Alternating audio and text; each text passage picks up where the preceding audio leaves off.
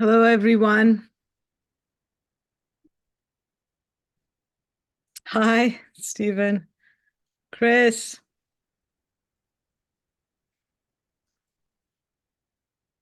Of course, some people came earlier. Thanks for coming back. Mhm.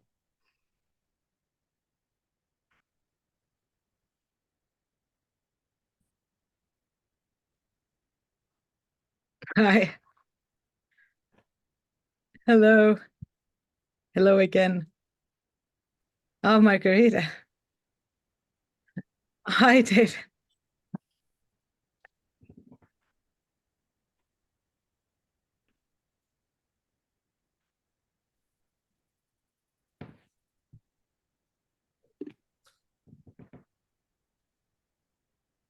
I think we can be on mute for now that everyone's coming and talk to each other. Yeah, before the room fills. So good to see you all. Hi. Hi. Hi, Chris. Hey, Erin, it's been a while. Well, we see each other once in a while in this format. In person, though, it's been a while, yeah. Yeah. Hi, Richard. Hi. Great to see you. Welcome. I'm going to mute again. Hello. Very Nice good. to see you, folks. Good to see you.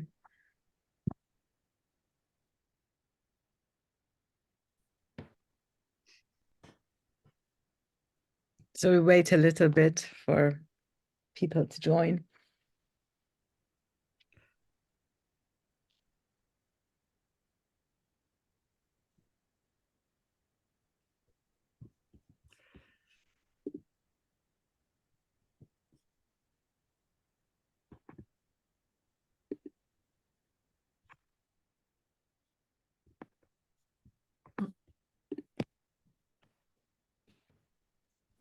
Is there a word for waiting on Zoom?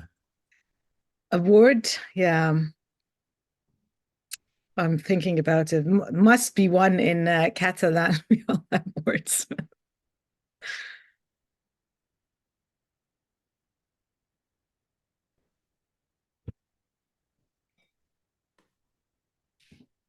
Hi, Will. Hello. See you.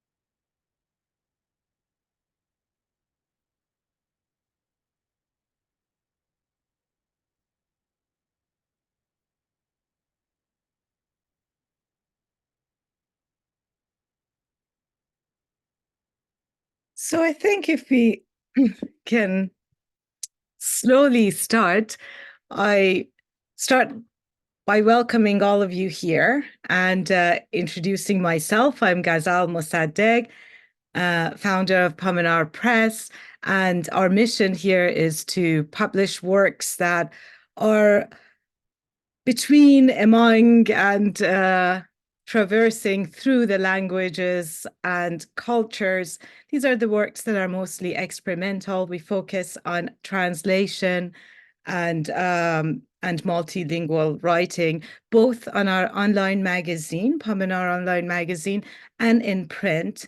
And this evening, it's the time that we can, and it is not evening for some of the attendees here. We are going to work on present some of these books, launching them.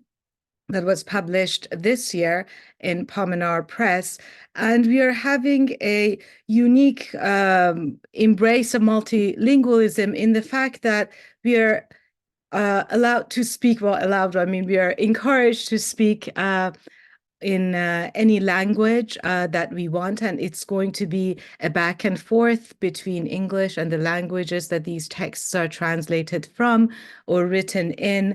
And we encourage the audience also to participate in any of the languages that they want to. And as Erin Moure's put it so nice in words, that understanding is overrated. I really love it. So we are not going to understand if we are not fluent in all the languages presented today. We are not going to understand everything that is going on in the room tonight, because there won't be an exact translation of these words. We are very honored to have Ricardo Marques, Jessica Pujol Duran, and Chus Pato launching their books with Pomenar Press, and also Dorothy Snyder, translator of Alberto Chimal's Scary Story, and Erin Moure, translator of Chus Pato's philosophical text. We all will read in original languages, in translation, and in between tonight, with the help of Kes Mohammadi, who's moderating the text and moderates the chat. Oriana Mendez and myself will try to have this discussion with all of you. I just welcome Oriana for now, and then we will introduce the readers. Boa tarde, boa noite, good evening a todo o mundo. Eu saúdo vos desde Galicia, a todas as que vos encontrades en distintas partes do mundo. Un placer inmenso para min compartir este serán, esta soirée de poesía multilingüe. O meu papel será presentarvos as poetas e guiar un pouco a conversa nas linguas latinas, maiormente, que hoxe temos, non? O portugués, o galego, o catalán, o español. Podedes, polo tanto, formular, gustaríanos moito que así fose, as preguntas que queirades libremente os poetas, tanto no chat como de viva voz, despois das intervencións, e trasladaremos ya, faremos unha pequena discusión, non? Sobre as cuestións que poñades sobre a mesa. Eu estou nada máis aquí para colaborar no que poida. Grazas. Thank you. And first we will hear from Ricardo Marques, who will read from his book, The Balcony. That was, I said they're all this year, but in fact, Balcony was late 2023 that it was published. But well, we're having it now, and it's published in an ebook format. It's online. Very lucky to have Richard Price here, who wrote a very good introduction to the book. Welcome, Richard, and good to have you here. Read the short bio of Ricardo in English. Ricardo Marques is a poet and translator. Among dozens of other poets, he translated into English, into Portuguese, have been Anne Carson, Billy Collins, and Patti Smith. He translated these books into Portuguese. In 2021, Ricardo published the anthology of You Can No Longer Be Modern, in which he proposes a reading of 6 Portuguese poets from the present day. His latest book, Desidero, a personal anthology of his edited and unpublished poems under the prism of love, beauty, and desire, was published in Lisbon in 2022. In 2023, he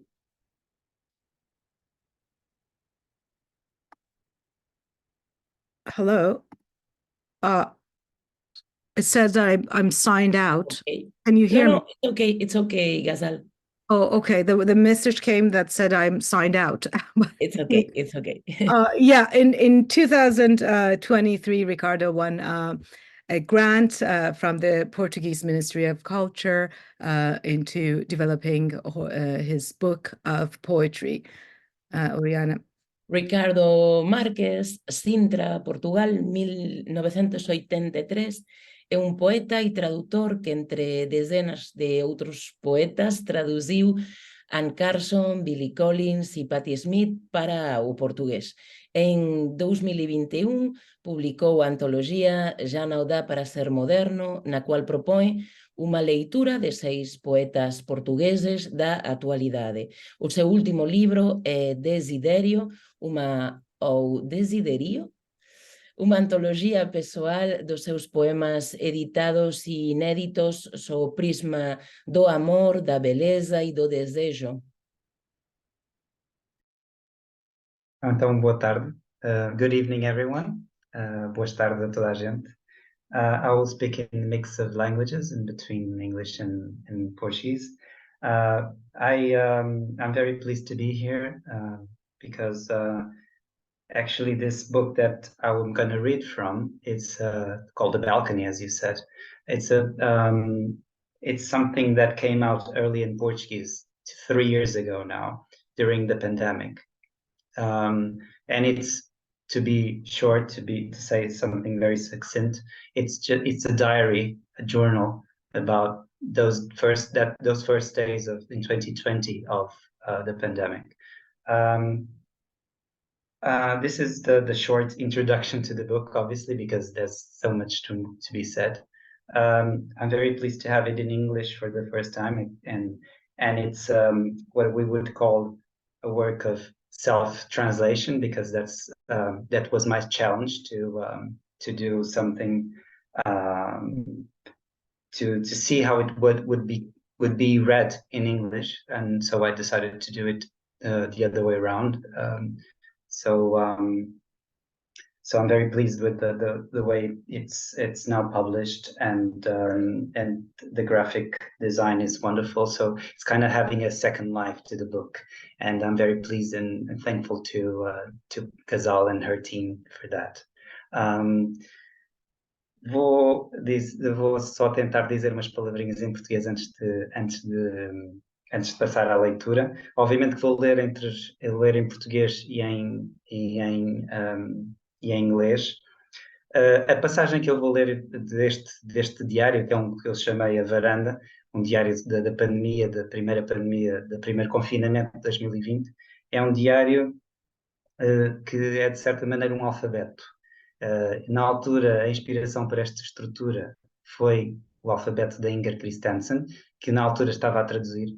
Portanto, a passagem que eu irei ler é a letra I deste alfabeto, e reflete, de certa maneira, o livro. A tradução eventualmente acabou por sair ao mesmo tempo que o The Balcony em Inglaterra. Portanto, de certa maneira, acho que este é o momento certo para fazer essa leitura das duas coisas. E vou ler então essa letra I, em que eu estou a refletir sobre essa tradução. Portanto, vou ler primeiro em inglês e depois vou ler em português. Vou passar para este ecrã, portanto vou virar a cara.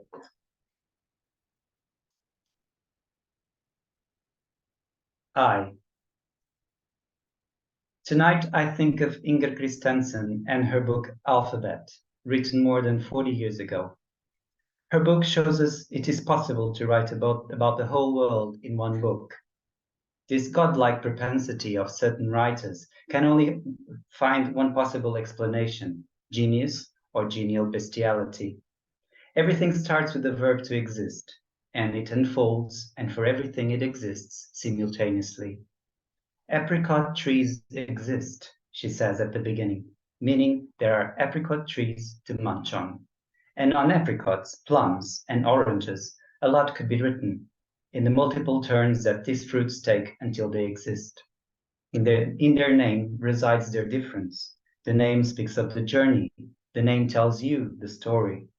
The apricot is Prunus armenica, Armenian plum in Latin. Tarte aux apricots, in the tariff inherited by my other grandmother, femme de ménage emigrated in Neuilly-sur-Seine, where Esed Queiroz lived in a large mansion, by the way. Most journeys begin in Latin. How can we not start there? Apricot shares the same etymology as the word precoces, precocia. So something that ripens before the time of another similar and perhaps better known fruit, the peach. From here, it passed to the Greek berikokia and then to the Arabic al-burkuk. From there, given the expansive demographics within the Mediterranean, all languages adopted this name. That is the explanation that young Professor Oliver, the character played by Armie Hammer, gives to his senior professor correcting him in a movie, Call Me By Your Name. Call me by the correct name then, apricot, on the apricot trees in the teacher's garden, father of the teenager Elio, who will be Oliver's passion that summer, a fruit that both of them love so much. The forbidden fruit is the most desirable, they say. It is necessary to harvest and eat the apricots on the spot, or they will rot, a perishable fruit, ripens immediately when harvested. Thus the love of Elio and Oliver. And did the director really found the idea of sodomizing an apricot, or would be a peach, in Manuel de Oliveira's Oranges in Valdebrão? If we take Elio and Oliver and call each other by the wrong name, not by their actual name, the vowels will fuse, just two consonants left aside. V of victory, R of are you seeing me with my real name? And if you are, pay a good look. Anyway, the difference between these fruits is minimal, and it tells us about its provenance. Both prunus, the peach tree, is Persian because it comes from Persia, and even the Romans call it the apple of Persia, Malus persicum, peach. Also, this tells us again about the time. Apricot is a precocious fruit. It ripens earlier. Damascus is apricot, but it also the capital of Syria, a hotspot for apricots to bloom. Are Damascus apricots more nutritious? Will there be apricots over there? Damascus is not apricot here. It is Dimashq. The journey is different and it only travels in Arabic. In reality, these apricots are now the forbidden fruit of the country where you never go and that everyone wants to leave. The Mediterranean is again the witness. While I lean over this balcony, people are dying in inflatable boats without any help or conditions. My condition is to say, this virus has not put us in the same boat. We are not in the same boat, and Europe disgusts me as one rotten apricot, full of flies munching on it, the same old flies. In my imagination, I can't find apricots in Damascus. I ask what you think about, but you don't answer me.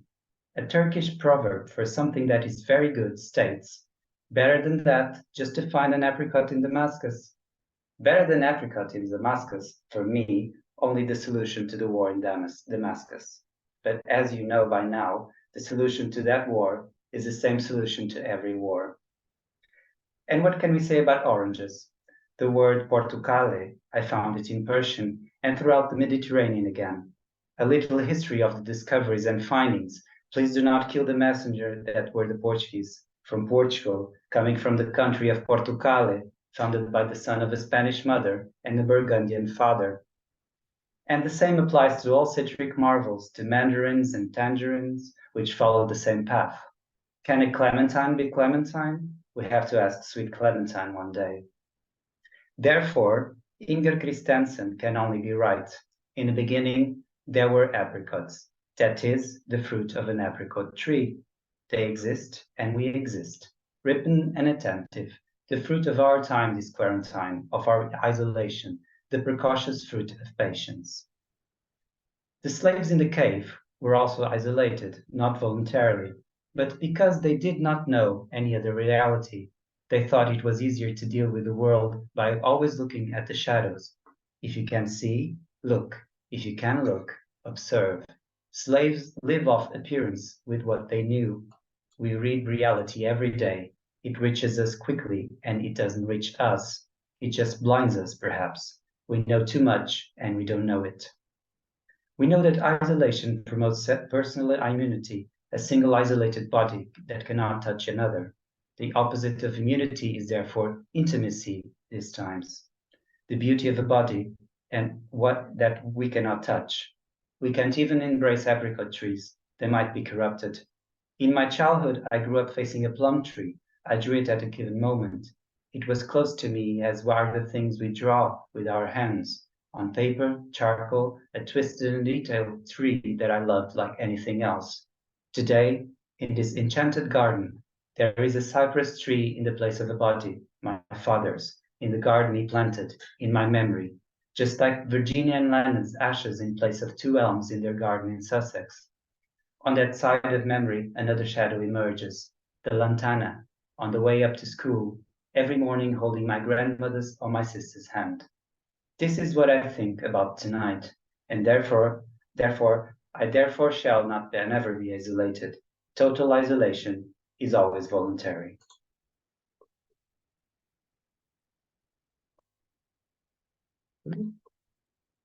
Oops.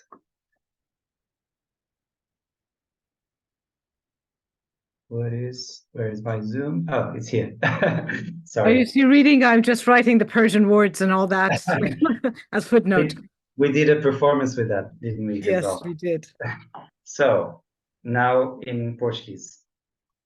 Oh, by the way, I forgot to show the translation. I did the Ingrid Christensen alphabet. So it's over here. So it's all connected. We're all connected tonight. E. Esta noite penso em Ingrid Christensen, morta há mais de 10 anos, e no seu livro Alfabeto, escrito há mais de 40. O seu livro fala-nos de como escrever sobre todo o mundo num só livro. A propensão genesíaca de certos escritores só tem um paralelo, a genialidade ou bestialidade genial.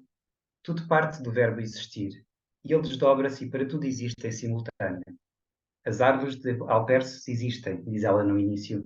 Existem também damasqueiros. Sobre alperces, ameixas, damascos e laranjas, muito poderia ser escrito, nas múltiplas voltas que estes frutos dão até existirem, começando logo no nome, a sua diferença. O nome conta a viagem, o nome conta a história. O alperce é Prunus armeniaca, ameixa arménia, em latim. Tarte aux apricots, na tarteira herdada pela minha outra avó, femme de ménage emigrada em Neuilly-sur-Seine, onde essa de Queiroz viveu numa grande mansão. A viagem, porém, começa no latim. E como não começar aí?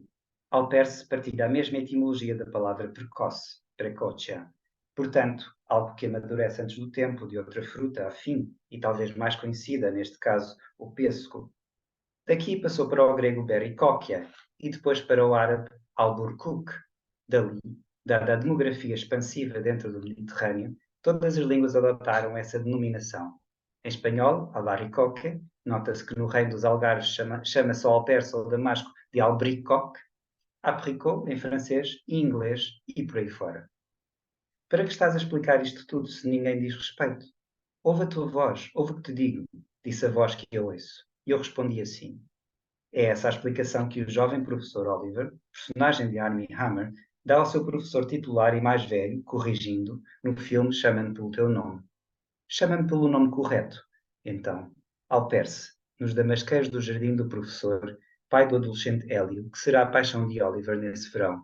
Frutos de que ambos tanto gostam, o fruto proibido é o mais apetecido. É preciso colher e comer os alperces no mesmo dia, senão estragam-se. Fruto perecível, amadurece logo que colhido. Assim o amor de Hélio e Oliver. E será que o realizador foi mesmo buscar a ideia de sodomizarem um alperce, ou seria um pêssego, às laranjas de Manuel de Oliveira, em Val Abrão? Se trocarmos Hélio e Oliver e chamarmos cada um pelo nome errado, não pelo seu nome, as vogais confundem-se. Só duas consoantes a mais, um R e um V. V o meu nome verdadeiro. Duplamente V. Se puderes olhar, vê. Se puderes ver, repara. E num instante chegamos à lucidez da cegueira de Saramago, tão certa para estes dias de isolamento. De qualquer forma, a diferença é mínima. E fala-nos da proveniência. Ambas prunos, o pessegueiro é persiaca, porque vem da Pérsia, e até os romanos lhe chamavam a maçã da Pérsia, malus persicum, pêssego. Fala-nos também outra vez do tempo. O alperce é precoce, amadurece mais cedo que o pêssego. Damasco é alperce, mas também é a capital da Síria, sítio quente para os alperces florescerem. Serão os damascos de Damasco mais nutritivos? Haverá sequer damascos por lá? Damasco não é alperce aqui, é Dimasque. A viagem é outra, e o seu caminho é apenas feito no árabe. Na realidade, estes damascos são agora o fruto proibido do país para onde nunca se vai e de onde toda a gente quer sair. Enquanto me debruço desta varanda, tu estás a ler isto, e há pessoas a morrer em barcos insufláveis sem quaisquer ajudas ou condições. A minha condição é de o dizer. Este vírus não nos pôs no mesmo barco. Nós não estamos no mesmo barco. E a Europa enoja-me como um damasco podre, cheio de moscas à volta, as mesmas moscas de sempre. Na minha imaginação não consigo encontrar damascos em Damasco. Pergunto aquilo que achas, mas não me respondes. Um provérbio turco diz, para algo que é muito bom, melhor que isto, só encontrar um alperce em Damasco.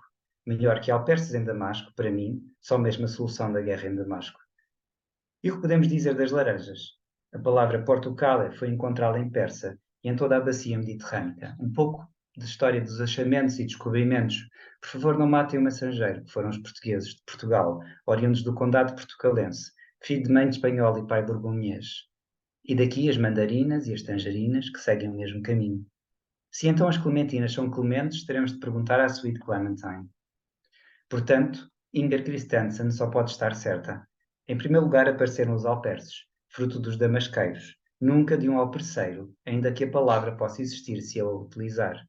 Eles existem, e nós existimos, maduros e atentos, fruto do nosso tempo nesta quarentena, do nosso isolamento. Os escravos na caverna também estavam isolados, não por opção própria, voluntariamente, mas porque não conheciam outra realidade. Pensavam que era mais fácil lidar com o mundo olhando para sempre a sombra. Se puderes ver, olha. Se puderes olhar, repara. Os escravos vivem na aparência como sabiam e com o que sabiam. Nós lemos a realidade todos os dias, chega-nos rapidamente e não nos chega, só nos cega, talvez. Sabemos demais e não o sabemos. Sabemos que o isolamento promove a imunidade pessoal, um corpo só isolado que não pode tocar em outro. O contrário de imunidade é, portanto, nestes tempos, a intimidade.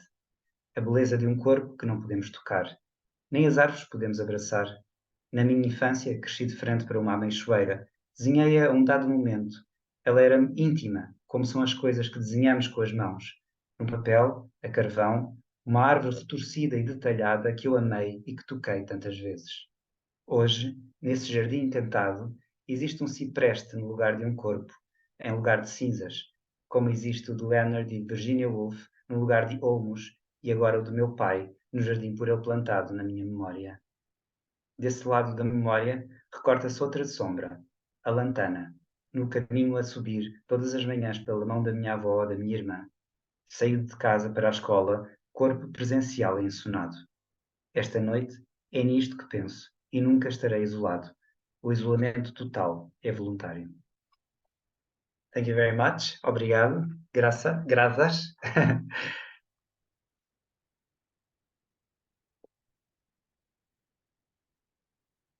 I hope I was not too long. Not at all, I think. Thank you very much. Obrigada, Ricardo. Un prazer auténtico escoitarte. Xa houbo algunhas cuestións que foron saindo no chat, ti poderás velas para a discusión, tal vez despois, non? É verdadeiramente fascinante esta cuestión que une a traducción, a túa escritura, a escritura de Inger Christensen e o proceso do isolamento, non? Moitísimas grazas. Agardamos que haxa un pouquiño de conversa sobre isto despois. Ghazal. Yes, and one big thank you from me too. Just to say that the balcony by Pominar Press is only in English, but Ricardo, if you want to get a copy of the Portuguese, what can we do? Where can we go? A link of the balcony in English is in the chat.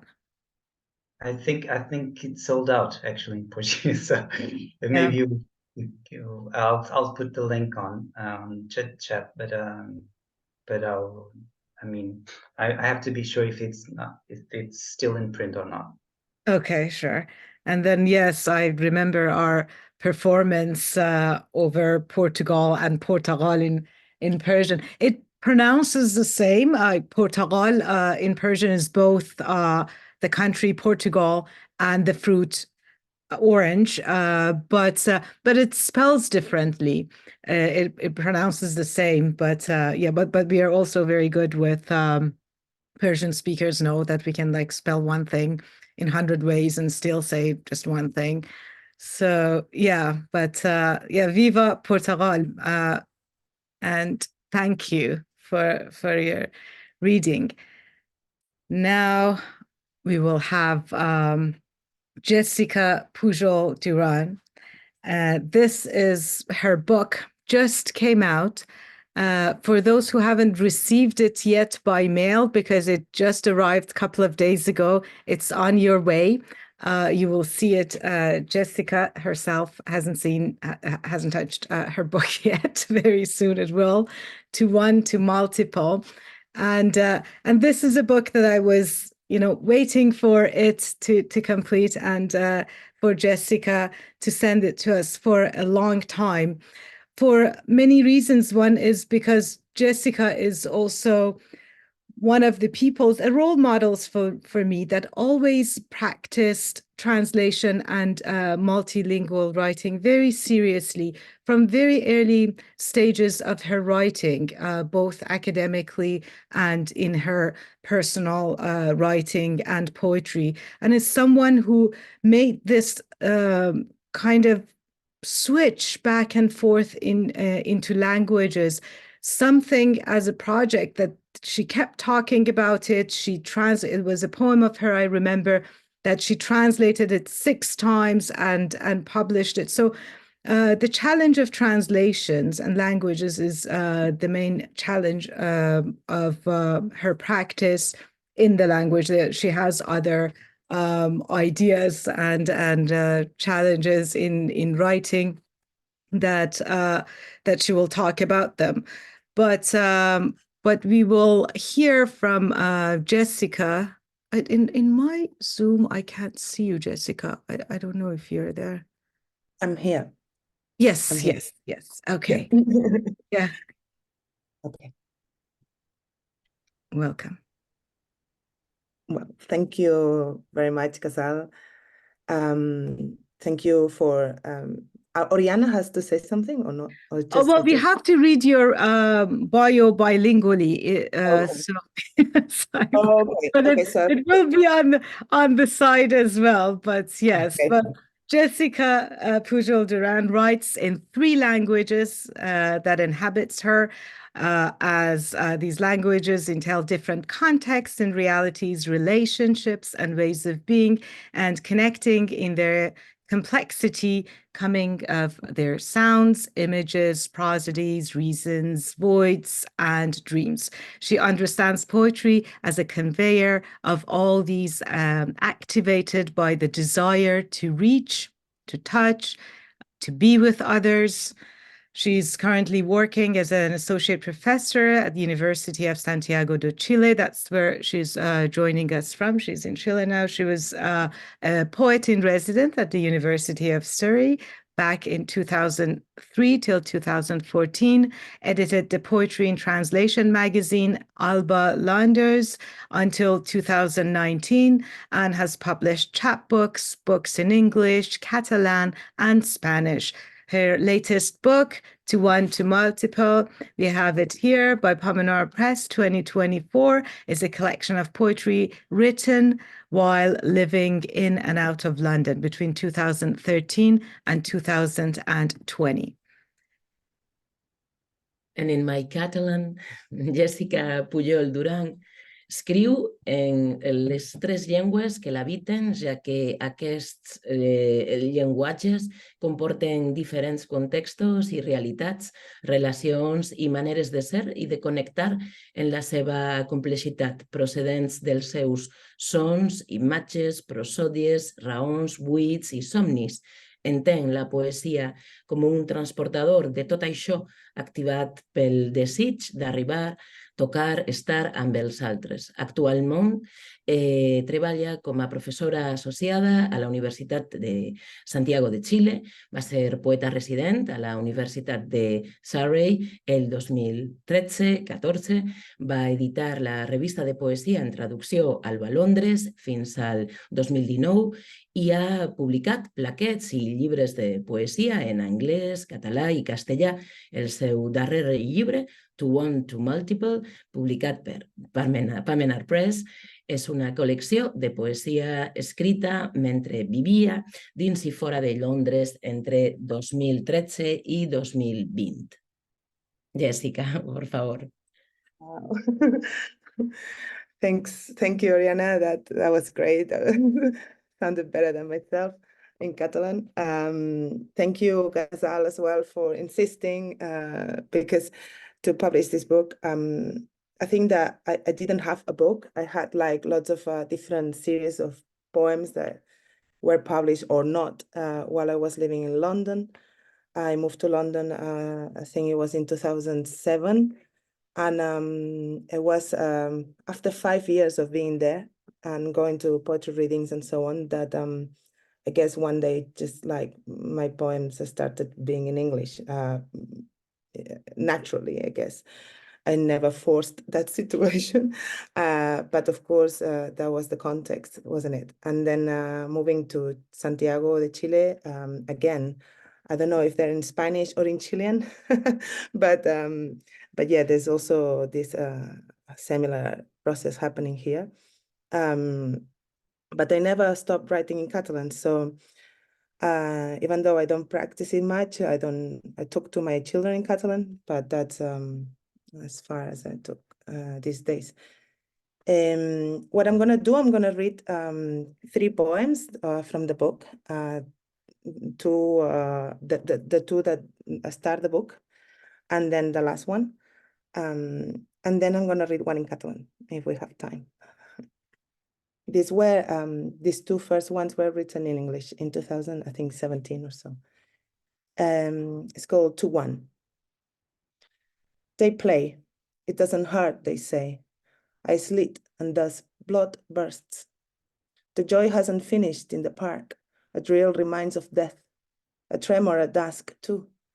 Trains are being driven under machines like hands, like orders. Minds say time, I can change it, but nothing would. My phone doesn't.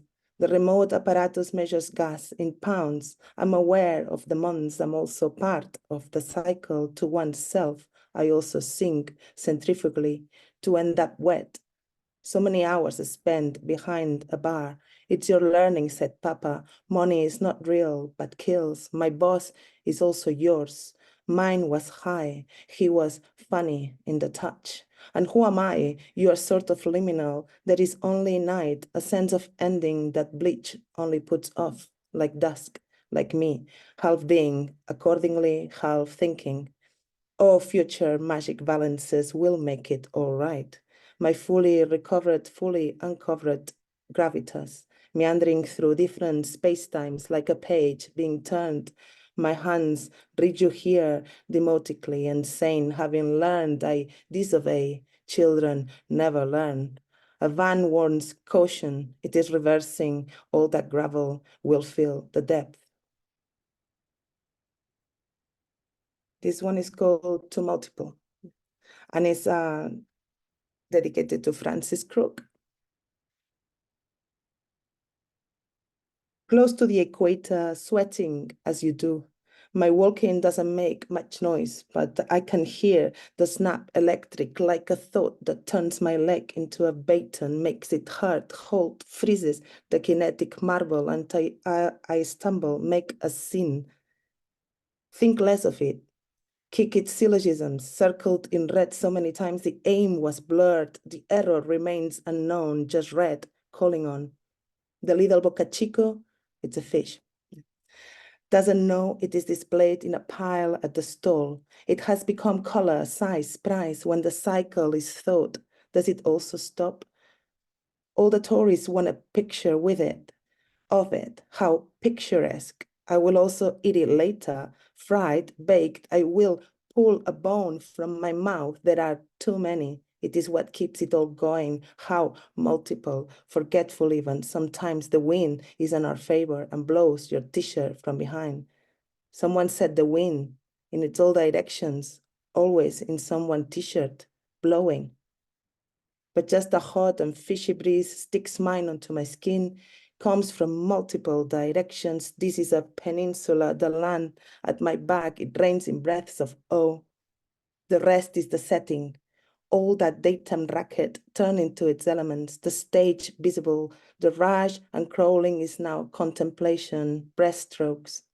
You can't get the whole picture. You are sort of liminal, like your phone, close to the equator. Libras, solidas, and denarios are just pesos here. The exchange is not liminal, but multiple, works in some calculators. To keep going is to keep pressing buttons, materializing symbols, but how when fingers are thought, crackling twigs in fear of a lack of inscription that can only be called on. Remember snap, electric. It is silly, but I saw a pretty green silvery purse shine and thought of you. It all stopped and I thought of you. Your wacky patterns, your zips. You're going to love it, and me, and you, because of me. The emptiness pursues us, but feels safe in your hands. Alec can also just want to say hi back. Perhaps it was just an accident and I said hi, and it said hi back in exchange. Not a level transaction, but a salute to think the stage can become tower blocks.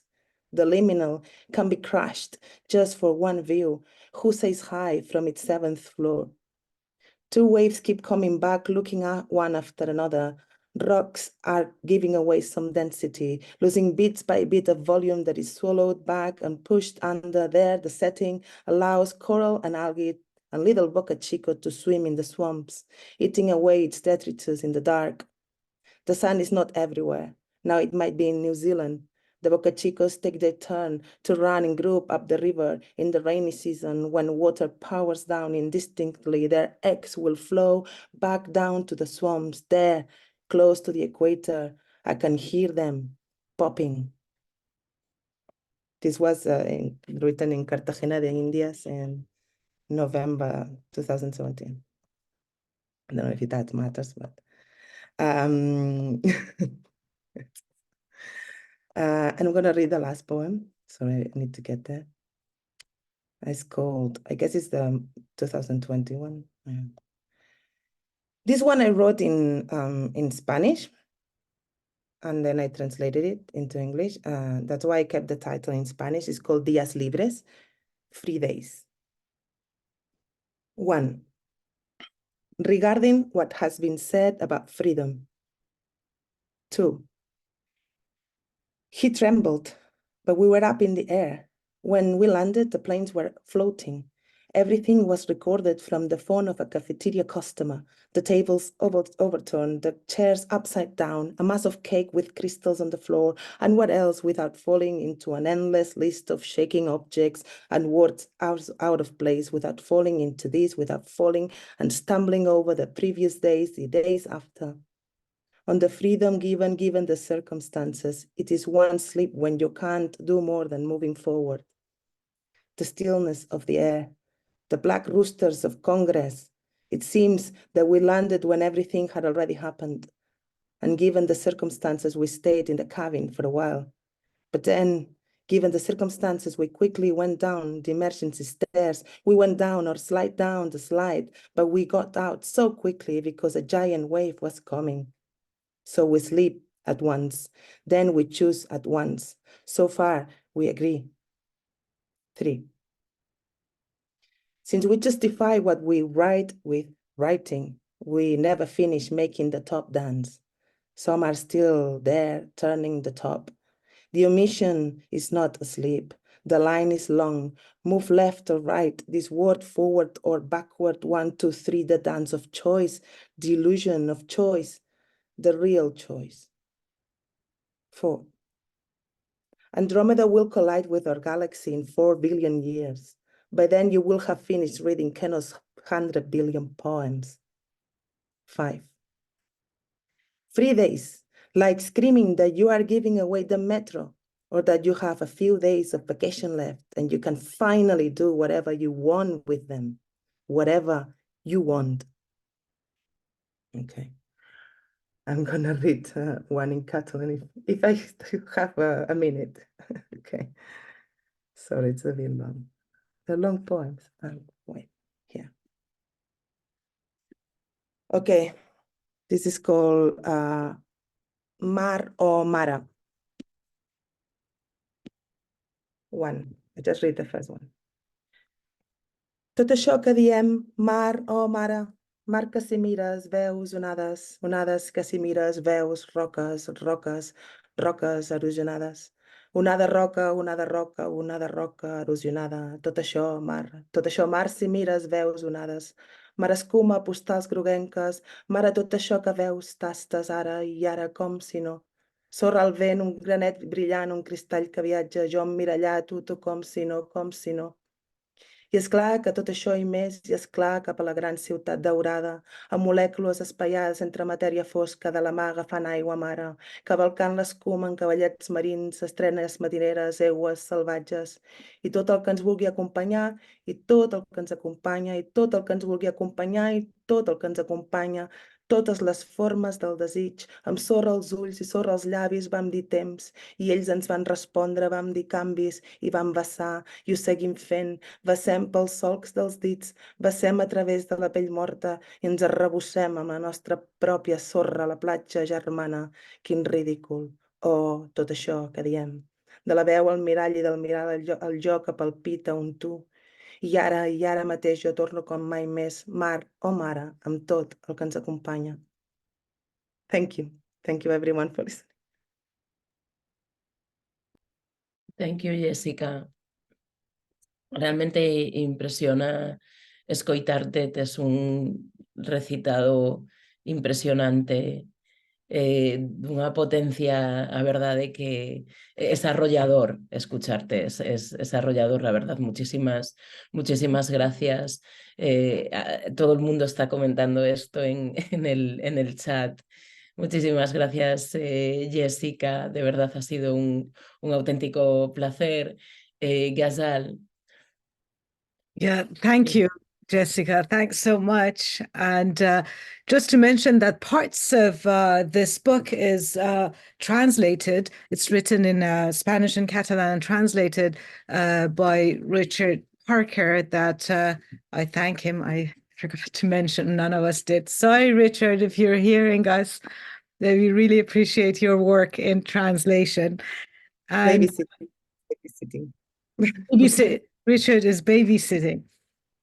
But yeah, thanks to him, and please give him our love.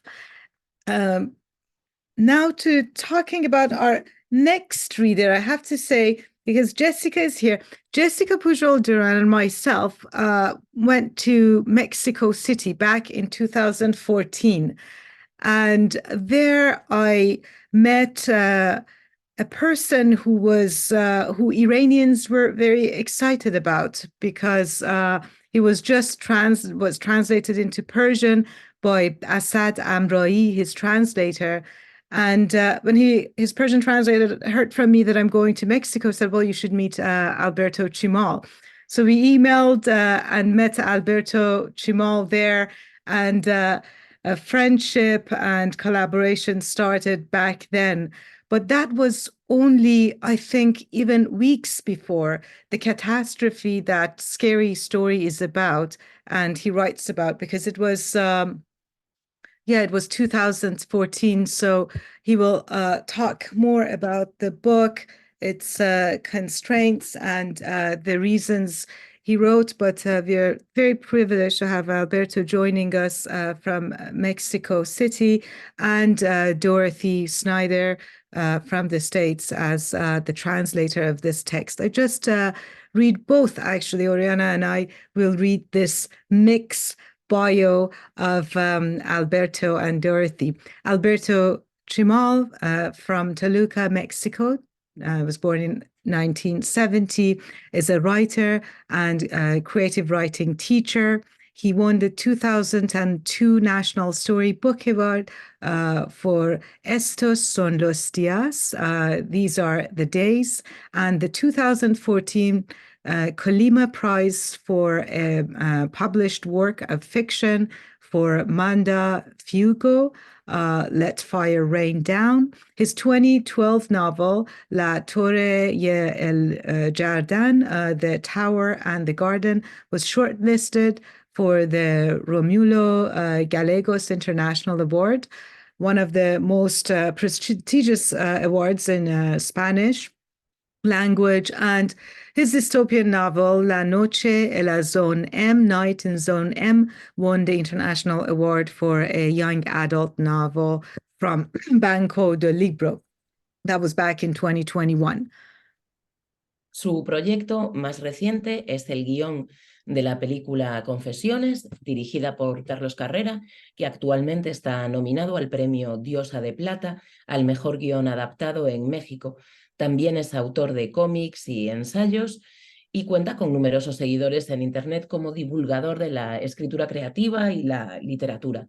La escritora argentina Mariana Enríquez lo ha considerado un maestro de lo inquietante y la escritora y académica mexicana Cristina Rivera Garza ha escrito: Chimal es lo más cerca que estaremos de la palpitación secreta de nuestro presente. And D.P. Snyder, the translator of this wonderful book, I should actually show you as well, Scary Story, is a writer and literary translator from Spanish whose work has appeared in Plowshares, Two Lines Press, World Literature Today, and elsewhere. Her book-length translation includes Meaty Pleasures by Monica Lavin, Arrhythmias by Angelina Muniz Huberman, and of course, Scary Story by Alberto Chimal. Vive en Carolina del Norte, en Estados Unidos, se enamoró del español en México, lo que explica en parte, y solo en parte, su cariño especial por ese país, por su pueblo y por su literatura. Alberto, cuando quieras. Hola, hola, qué gusto verles, buenos días, tardes, noches, donde quiera que estemos. Thank you very much for being here. I'm very happy to be with you today in this virtual space. I'm really glad to be able to participate in this event, and I'm thanking right now Ghazal, Oriana, and everyone at Taminar for this opportunity. Muchas gracias de verdad a todas ustedes, y a Dorothy también por haber traducido hermosamente la historia siniestra into Scary Story, for having translated these couple of scary stories indeed into English. Este proyecto proviene de la década anterior. En dos ocasiones distintas tuve la oportunidad de experimentar creando pequeños conjuntos de textos muy breves, formándolos como capítulos de una novela o de una micronovela. Lo hice en la plataforma digital que antes se llamaba Twitter, que ahora ya no se llama así, cuando todavía podía usarse como un espacio de experimentación creativa. Una de las historias se llama Día Común, y es la historia de un día que es todo menos común, un día donde lo extraño y lo inquietante se juntan alrededor de un personaje, y la otra es Ciudad X, que es la historia de una sociedad que se está desmoronando pero no se da cuenta y que observa los signos o las profecías de esa catástrofe sin comprenderlos. Nadie los puede ver en su totalidad, salvo quien está leyendo. The book, more people have it. Thank you, Chris, for getting it. I hope you enjoy it. This book is comprised by two stories made out of small chapters that I composed originally in the social network then known as Twitter, not anymore. And The first one is a kind of horror story, a very understated horror story called Ordinary Day, in which many strange occurrences come across a character who was only trying to have a normal stroll through the city. This one is illustrated with photographs, which mean to evoke this kind of strangeness of the everyday and the sinister undertones that sometimes appear there. And the other one, X City, is a story. There you go. These are some of the photographs. I can show them later, maybe too. Anyway, thank you, Dorothy. X City is a story that was written immediately after 43 students disappeared in the Mexican city of Iguala. They were coming from a teacher school in Ayotzinapa, Guerrero. Maybe some of you remember that case, which was very widely known. Forced disappearance in which elements of the government and drug dealers and the police were involved, and which hasn't been solved until now. We don't know where those students were taken. We don't know if they're still alive, if there's anyone who could be still alive 10 years on. And that second story tries to reflect the anguish and the uncertainty that we were feeling back then all over Mexico. And I will read from that story. I will ask Dorothy to read the English translation that she made beautifully, I might add. And this story is built like a countdown from 100 to 0 to some unnamed, undescribed disaster that no one else can anticipate but us. So I think I will start by reading the original Spanish, and I will share a screen with you so you can see how the story is constructed. There we go. Primero en español. El empleado que entra a limpiar un baño de vapor halla 56 huesos humanos y de animales. 55 teléfonos móviles conectados accidentalmente forman una mente sencilla que percibe el horror del futuro por unos instantes. 54 se lee con toda precisión en el fondo de una tacita de café turco. La página 53 de cada revista vendida en el puesto de la esquina de Compromiso y Pluralismo tiene letras X en vez de letras O. Las 52 teclas blancas del piano en el bar La Roca empiezan a producir todas el mismo sonido, áspero y grave. Las mujeres que salieron de la cárcel caminan por 51 minutos sin que nadie las detenga. Ellas mismas paran ante un templo. En el sótano del templo hay 50 esqueletos. Nadie los halla aún. Junto a ellos alguien dejó una nota. Un segundo mensaje, en vano. 49 policías alcanzan a las mujeres, las miran y se saben superados en número. Se marchan. ¿No éramos más?, pregunta uno. Un cuarto de baño en una oficina de gobierno está exactamente a 48 grados bajo cero. Se atribuye a un calefactor en mal estado. Durante la limpieza se encuentran 47 fotos de traseros en un archivero de una fábrica de juguetes en la zona norte. 46 pájaros caen muertos y formados en una V, como el dibujo de una migración, sobre la avenida central.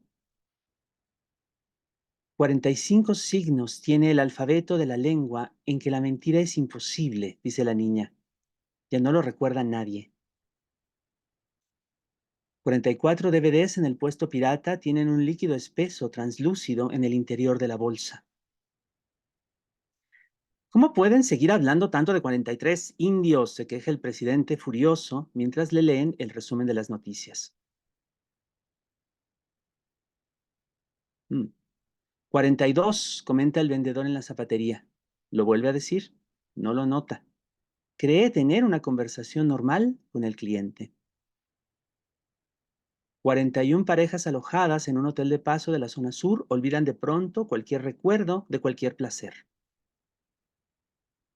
Cada uno de los que han recibido el mensaje y el portento es observado por exactamente 40 personas mientras sale a la calle.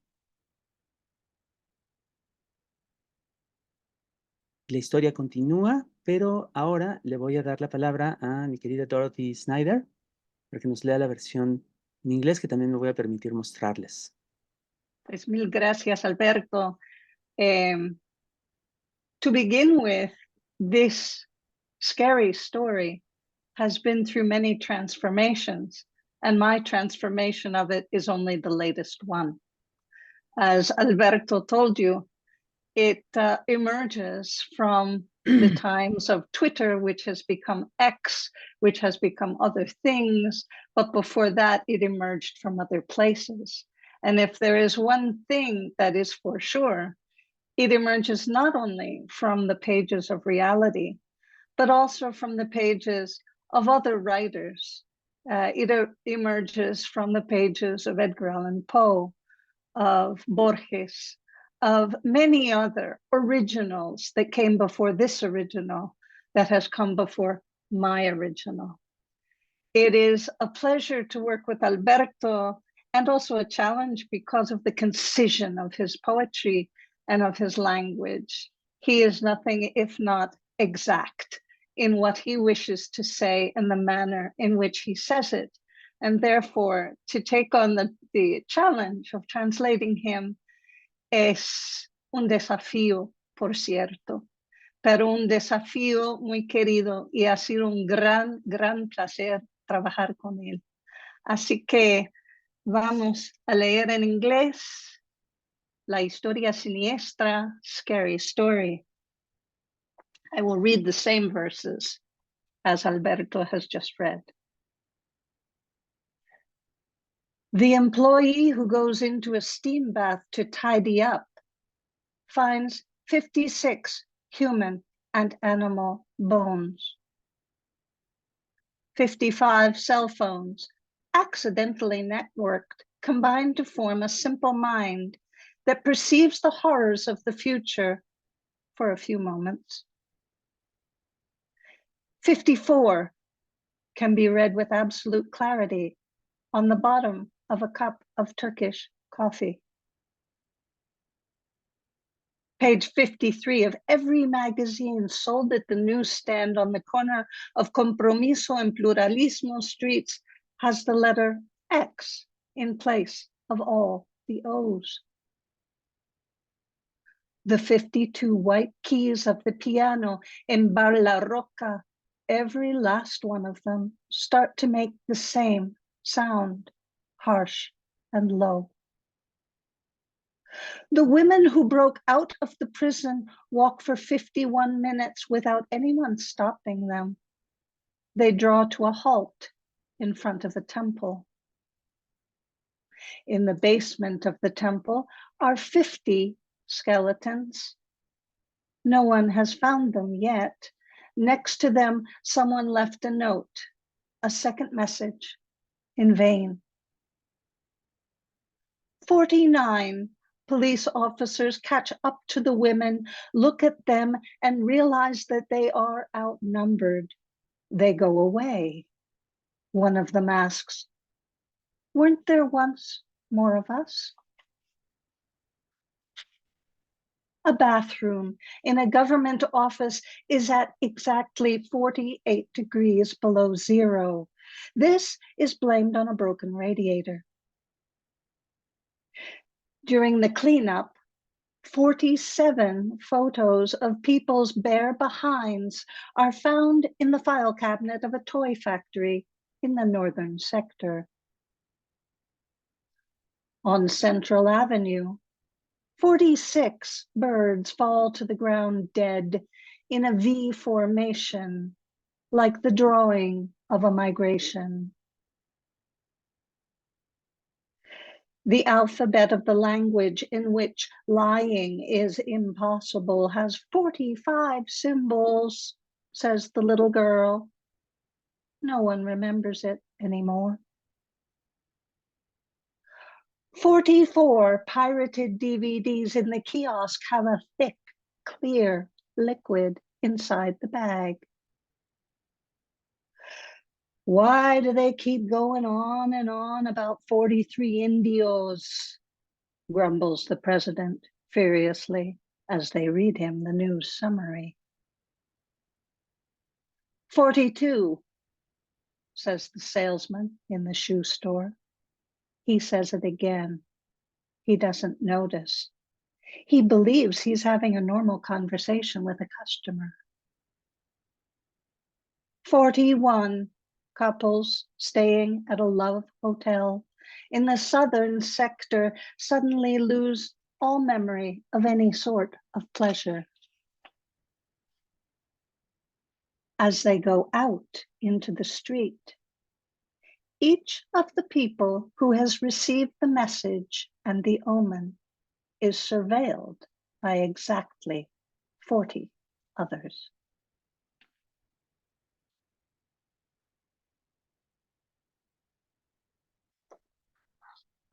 Thank you. Thank you very much. Muchas gracias. Gracias, ha sido conmovedor, ha sido impresionante escucharos a los dos. Realmente, tanto a ti, Alberto, como la traducción, o sea, ha sido verdaderamente impresionante, a todos nos ha llegado. De verdad, muchísimas gracias. Seguiremos viendo un poco más de Scary Story en el link que nos ha puesto aquí, que es. Muchísimas gracias, muchísimas gracias. Ha sido conmovedor, ha sido emocionante. And yes, thank you. Thanks to both of you for this reading. And one extra point that I have to mention about the design of this book, the image, the skull that you see here, this is the one that Hamed Jaberha did the research. It's the skull of a northern cardinal, which is actually lives in both cities that Alberto and Dorothy live. And Hamed put here that the northern cardinal skull is the native bird species found in central and eastern United States and Mexico, with a lifespan of 3 to 5 years. The maximum recorded age of this species is 15 years and 9 months, which he found that it can relate really closely to the missing children. So that's why he chose this. But again, thanks to both of you for reading, and of course we'll have a discussion about writing and translation later. But now Oriana and I will introduce and welcome Chus Pato and Erin Moure. Chus Pato is one of the most crucial European poets of our age. Her work speaks to and of poetry in its role in thinking and living our lives, assuming our full capacity as human animals. Its impact on poetics in English is tremendous as well. Ten 11 poemarios en idioma galego. Among these are the Pentalogy, the Crua, Antes Before Method, Delph, formerly Method, Emtala, Charenton, Hordas de Escritura, Hordes of Writing, Secesión, Secession, and Carne de Leviathan, Flesh of Leviathan, all translated into English by Erin Moure and published variously in the UK, the USA, and Canada. As well, she has books translated in Spain, Argentina, Portugal, Netherlands, Bulgaria, and Algeria, and in many international anthologies. She has performed at festivals throughout Europe and the Americas, and her work has been honored with the Spanish National Critics Prize and twice the Losada Dieguez Prize, which is a Galician prize. Ultramarinos, en Barcelona, xa publicou her collected poems in Spanish translation, volume 1, translated by Ana Gorria, and 2 and 3, translated by Gonzalo Hermo. Her most recent book, Un Libre Favor, is translated by Erin Moure as The Face of the Quartzes. And a new work, Sonora, which appeared in 2023, is currently in translation by Erin Moure as well. In the poem Thinks Itself in Final Lines, she insists that the poem, like the text of philosophy, thinks. Absolutely. And Erin Moure, who translated this book into English, she's also translated this very text into French, which is published right now by Habib Tengour. Maybe she can tell us a little bit about that book as well. But Erin Moure is a Montreal-based trans-border poet translator with 18 books of poetry, a book of essays, and articles on translation, with 2 memoirs. É traductora ou co-traductora de 20 essays of 26 books of poetry and poetics, including 6 books of Chus Pato, 6 libros de Chus Pato. Traduce Chus Pato dende 2001. O máis recente, the most recent, The Face of the Quartzes. Often protaic poetic, it's poetic, a poetic migration via modernisms of Rukeyser, Bishop, Grimke. It was published by House of Anansi in 2023 in her own latest book, and her latest translation from French of Quebec poet Chantal Nouveau. You appears this month. It, in fact, is out from Instagram. I can tell that You is out from Book Hug Press in Toronto. Chus and Erin. Choose first. Sí. Sí, Chus, cando queiras. Chus. Moi boa tarde, feliz, moi agradecida pola presenza de todos e de todas vos, polo voso tempo e por estardes. Escribín este texto, un poema, pénsase, con versos finais, respondendo á chamada da 39ª Semana de Filosofía, organizada en Pontevedra pola aula Castelao, non? Nesta pequena disertación tratei, de alguna forma, de abordar as relacións entre o poema, entre o pensamento do poema e o pensamento da filosofía. É dicir, tratei de abordar, non, as semellanzas, as diferenzas entre ese pensamento conceptual que é o da filosofía e a forma na que un determinado pensamento propio da poesía fai avanzar o poema. A traducción, como non podía ser de outra maneira, pois fixoa Erin Moure e pois, o libro presentando hoxe, xa publicado por Pena 3 e nada, aquí está, non teño máis que decir de momento. And for my part, just introduce why she wrote that text in the first place. She gave it at the 39th Galician Week of Philosophy, that conference, philosophical conference that occurs every year in Pontevedra, put together by the Aula Castelao. It was the 39th year of it last year when she gave this talk, and I just thought it was such an important kind of subject. How does a poem think? How does that different from how philosophy thinks? that I wanted to translate that into English. I think that Chus gives us a lot to poetics in English, and it's something that I really wanted to share.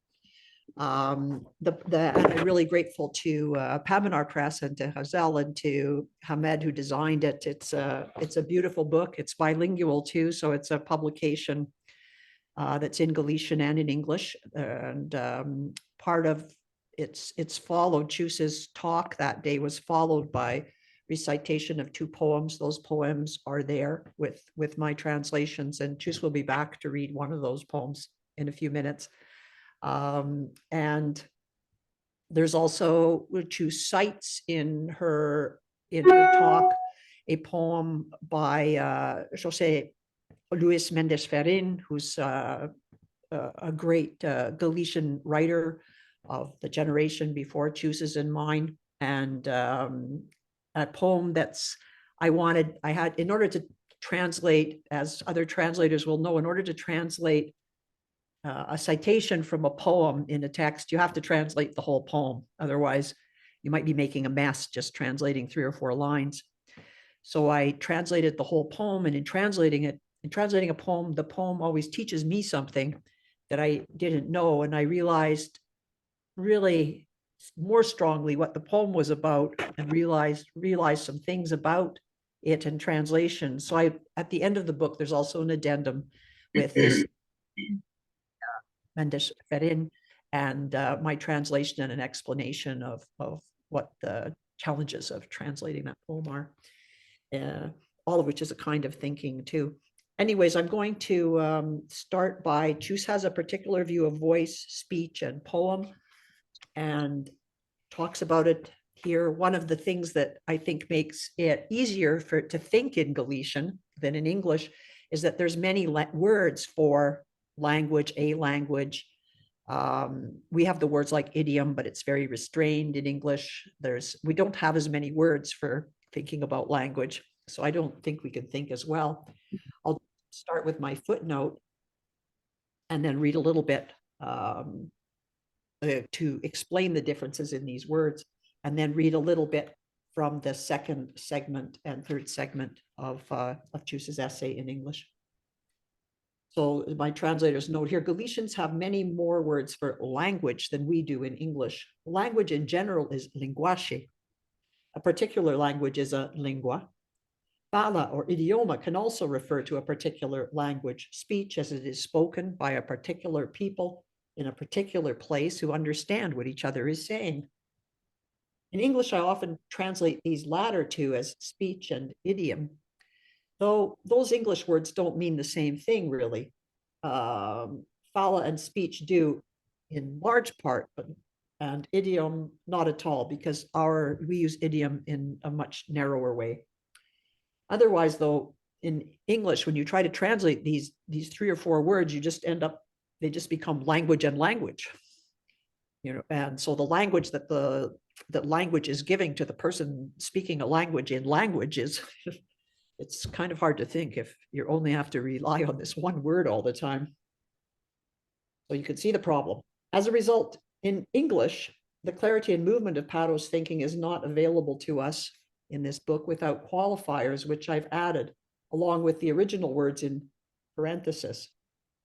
And so when I've translated, I tried to translate a translation that's as smooth as it is in the text is in Galician, but I put the word in brackets afterwards, like I'll have speech, fala, a language in particular, lingua, individual languages, falas or idiomas. So I'm trying to keep Chus's words present, which complicates the reading for an English speaker, but I think is necessary. Anyways, sorry, but haha.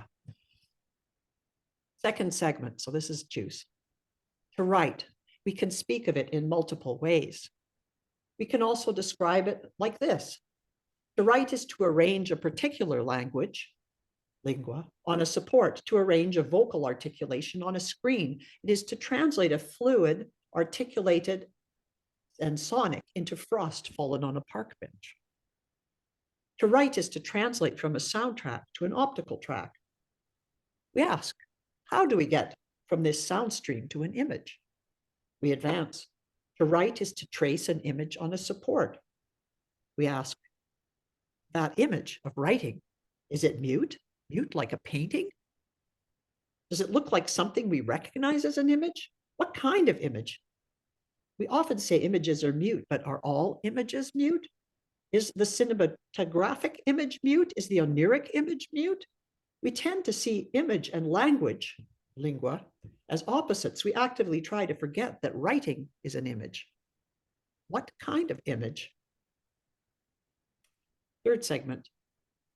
I'll now focus my reflections on language as a given tongue, lingua.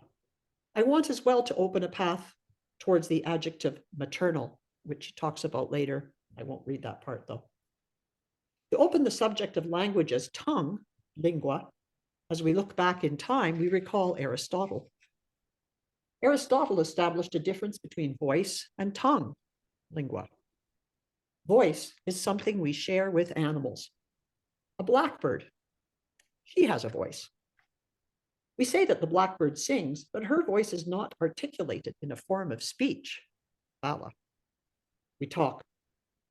When we do so, articulating voice in speech, the philosopher continues, voice vanishes it, and with it our animal self.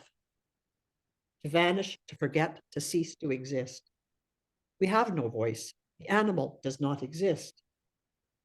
To speak in a tongue, to articulate voice, is what allows us to distinguish good from evil, is what separates us from the animal that we are and other animals. We can distinguish good from evil because we forget voice in a vocal articulation, or so Aristotle concludes in Greek. We ask ourselves, can a poem be understood from this perspective, from a thinking that splits animal voice from human language, lingua, a thinking that separates them, introduces a schismatic impossibility between the two? Is a poem a linguistic creature that sacrifices or ignores the voice so as to distinguish between good and evil? In my case, I maintain that voice is the only possibility for the articulation of a language, idioma. Aristotle's proposal is something that clearly traverses and configures us, but I still stubbornly maintain that sacrifice or ignorance of the voice is an impossibility. Insofar as I'm concerned, at least, I will say I am a human mammal. To me, the voice that female sperm whales use to communicate with each other is as perfect as the one that I'm using to address you right now. And I renounce the establishment of any kind of hierarchy between the blackbird and me. My name is not Adam, and I don't situate my home in paradise. As well, I renounce the hierarchy that places me above the female sperm whale, precisely because I know the difference between right and wrong. I share with these beings the terrestrial dawn that is language, linguace. I conceive of speech, fala, as the impossibility of ridding myself of the animal, and as the only possibility I have of being able to configure a writing that chooses between good and evil. I try to write poems that do not contradict what I maintain here. Moreover, I affirm the poem itself insists that I must not distort its writing with perverse illusions of the sapient species to which I belong. To me, the poem is a creature that accepts the animal voice, the finite voice of the animal, the mortal articulation of the animal, and that traces, in being written down, an image on a snowy surface. Ways of speaking, falas, writings, languages, idiomas, are historical, subject to different myths and tales. As already pointed out, voice and language itself, linguace, our linguistic capacity, is not historical. It is the very possibility that enables us to speak, to write, and to construct historical accounts. It both precedes and conjugates our presence, our earthly appearance. Voice, life, linguistic capacity, linguace, are not chosen, just as no one chooses to be born. Our way of speaking, fala, the language, idioma, in which we speak, however, can be chosen. And in all cases, writing is something chosen. So that's just a little segment from Chus's wonderful essay. And Chus will now speak a bit about the poem that she's about to read, and read the poem. And then I will translate a bit of that, and then she'll read the poem. That's it. Okay, Chus, a ti para explicar o poema. O presentar o poema.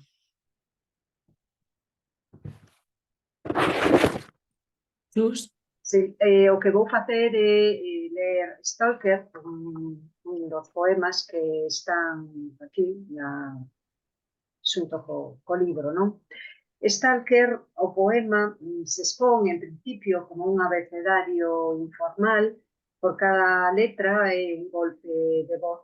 Estas voces trenzan ou queren trenzar tres terras que padeceron un grave dano ecolóxico. Unha delas é as paisaxes desvastadas da película de Tarkovsky e concretamente a zona desa película. A segunda é unha comarca de Galicia, Viña, onde viviron as miñas antepasadas por parte materna. No ano no que eu nacín, 1955, desecouse a lagoa de Antela, que era o humedal máis grande da Península Ibérica. A destrucción da lagoa non foi só unha agresión contra o medio natural, senón que tamén xerou unha fortísima migración sen precedentes na zona e a desaparición de todo o mundo lingüístico que lle era propio. De aí que o poema recolla a palabra augana. Augana é a forma dialectal lineá que no galego estándar se di nenuza. E a terceira son as paraxes da película O Anticristo que filmou Lars von Trier, e na que se establece un diálogo co Stalker do director ruso. So before Chus reads the poem, I'll just, it's such an impactful poem in Galician, I don't even think it needs a translation, but I'll just translate what she has been saying. She says, the poem Stalker takes the loose form of an ABC. For each letter of the alphabet, there's a thud, a voice. And the poem interweaves three lands that have all suffered serious ecological damage. One is the zone in Soviet director Andrei Tarkovsky's 1979 film Stalker, considered to be one of the 100 best films of all time.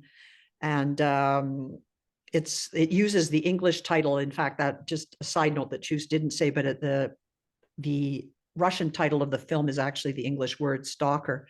And in fact, that word stalker entered Russian with that film, and its definition in Russian, if you look in a Russian dictionary and translate it, is not our definition of stalker. It's someone who is passionate and about exploring little known, often life-threatening places, and who is a guide to such places. In fact, so the Russian definition of the word stalker is the character, the stalker. The zone in question in that film was actually land around two abandoned power plants in Tallinn, Estonia, that were downriver from a poisonous chemical plant, because the Soviet Empire, the Russian Empire by another name, used to like to stick its poisonous industries in its colonized areas. More than one person who worked on that film died as a result of toxins they absorbed just during the filming. The second region, that's the zone. The second region in Chus's poem is another region affected by colonialism, by Spain this time, not Russia. It's a region of Galicia, the Limia, where Chus's maternal family is from. In the year Chus was born, 1955, a great year, because I was born then too, a large low-lying wetland and lagoon there, miles and miles of wetland. The Lagoa de Antela was drained for farmland. And the destruction of this lagoon, an aggression against the natural environment, forced many Limians to emigrate from the area, and marked the disappearance also of a linguistic world that named and involved the creatures and grasses and climate and life of the area of that wetland for over centuries. Those words suddenly could not be used anymore. And I think recently I was reading an article in the BBC about the Sami in the north of Europe and Russia who are losing words from their language because of the climate warming. So the threats of the réchauffement de la planète are also our threats to language. So Chus speaks in the poem of the word Augana. Augana is a Limnian word for the standard Galician nenúfar, which is a water lily. And the third land in Chus's poem involves scenes from Lars von Trier's 2009 horror film, The Antichrist, one film in von Trier's Depression trilogy, which is dedicated to Tarkovsky and is in dialogue with Stalker. Chus. Stalker. Antracita. Belladonna purpúrea. Carbunclo. Digitalis. Estraloque. Deixa que se acheguen. Gorxa. Dentalosía timúrida. Gerat. Itifálico. Pedra alta. Línea. Lascó. K. L. M. Arco de medio punto que abeira paseantes sorprendidos por chuvias imprevistas. Nenúfar. Nenúfar é a palabra que usamos para indicar a flor que recibe ese nome. Calquera turista interesada pode visitar na Orangerie as ninfeas de Monet. O edificio da Orangerie está preto do Jeu de Paume. O Jeu de Paume é un frontón e indica, entre outras cousas, que os territorios de Nafarroa Berea, Lapurdi e Tuberoa pertencen ao Estado francés. Calquera turista ou emigrante lineá ou en París, poñamos na década dos 40 do século pasado, podería traducir o título desta pintura por As Auganas de Monet. Augana é a palabra que os e as liñas usaban, se cadra aínda o fan, para sinalar un nenúfar cando na antela florecía. Nós, nacidas no ano da desecación, nunca as vimos. Moito nos prestaría escoitar alguén vivo ou defunta pronunciar Augana e de xeito simultáneo ver cos ollos da lembranza o referente flotando nas augas. Letra que abeira pegureiros das chuvias de abril e das tronadas de maio. Segundo apelido do meu pai. Primeiro apelido do meu pai. Emiratos, aínda estás viva? A constelación do Stalker. As casas son dúas, rodeadas por un bosque, e nelas cúmprense os desexos recónditos.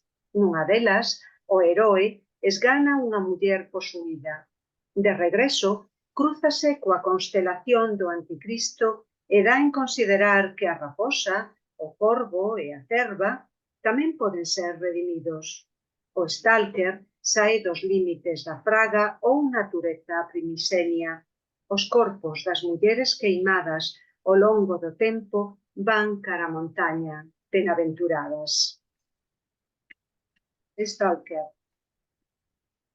Tarkovsky. U.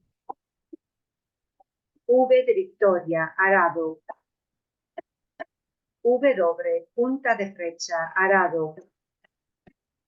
Incógnita. Camiño que se bifurca. Zona.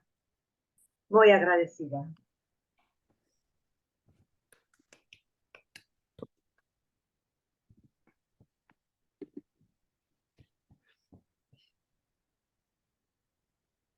And well, I'd just say thanks to Chus for letting me translate this work, and I hope that it will help people think about poetry and how poetry can think and how poetry can help us think our way through the disastrous times in which we're living as well. Thanks, Chus. Gracias, Chus.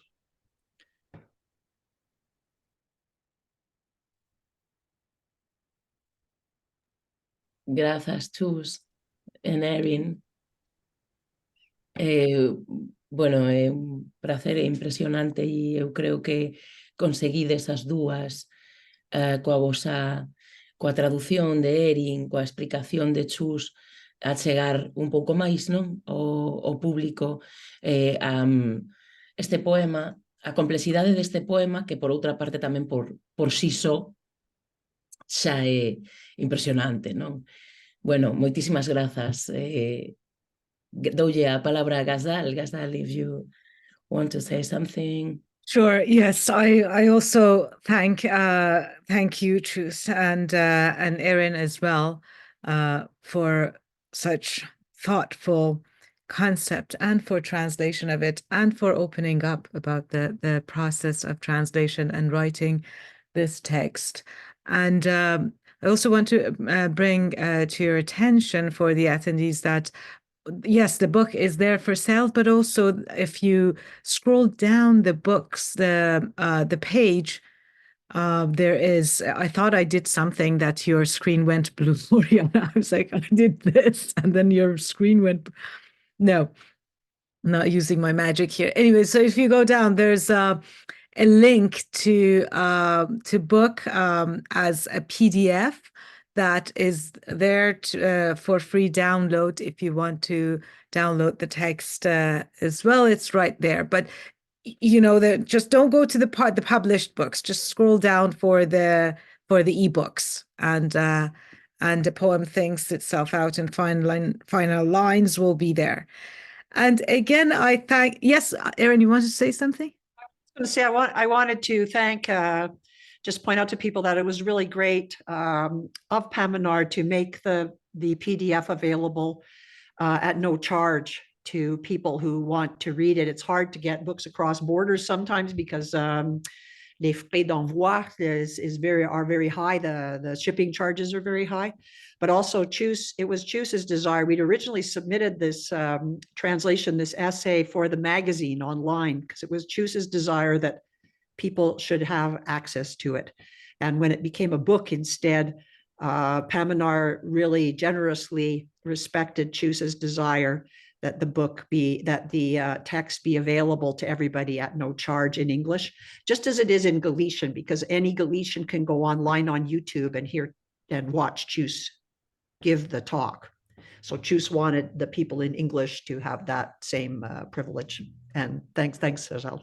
Oh, for sure. And the QR code of the speech is also in the book, so you can scan it and watch it as well. But yeah, that was Hamed's idea, that it would be very difficult to scroll down and read it on the magazine format, which would make it a very long text. So yes, we have Hamed to thank for. And I have all of you to thank for reading today, as we are opening the floor for discussions and questions and comments, and just, you know, the party will start soon. I invite people to unmute themselves if they have a question or if there's a comment, or you can also put your comments on the side on the chat, so we can invite you to come and join us. Is there any point? Let me put you on a gallery view so I can see everyone. Okay, so yes, if I can invite either of the readers or the guests to start the discussions.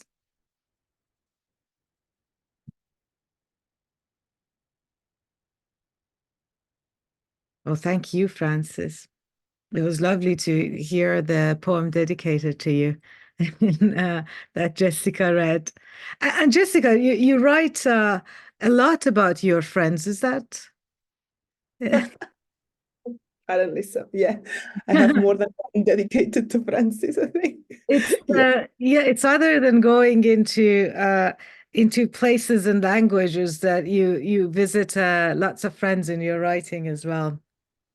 I guess I miss them, or it's something, an image like brings to mind, no? All those zips and shiny purses remind me of Francis. So it's like an image that reminds me of a friend or something. And then because the friend is in the poem, I just mention it. Yeah. That's right. Yes.